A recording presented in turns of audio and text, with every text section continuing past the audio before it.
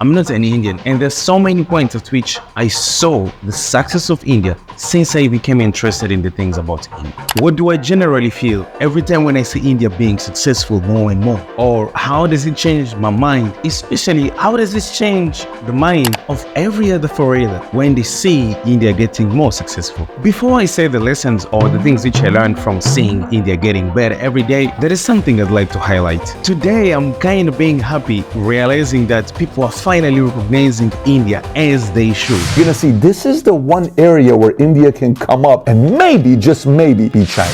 And finally, the world is talking about India as a successful country, and they even expect too much of success again from India. We are investing in India because the next 10 years are going to be so good. But as I said in a video back in 2022 on the reason why I chose India, I believe so much in the future of India. This is one of the only countries in the world they're building their success completely differently from how the success of other countries have been. Not based on cheating, not based on stealing, not based on lying, but the hard work of India and how they made everything. That's what now makes me interested in India more and believe in India. Now, here are 3 things which I think foreigners or other countries should learn from how India is getting successful every day. It's possible, even if it's the hard way. The Indian success, it be about the space, it be about the army, it be about the independence, came through different phases of failing openly and still trying hard to get there. Somehow explains that, and even though it might seem to be the hard way, but they still have always possibilities in everything which they do. Again, it's possible our way,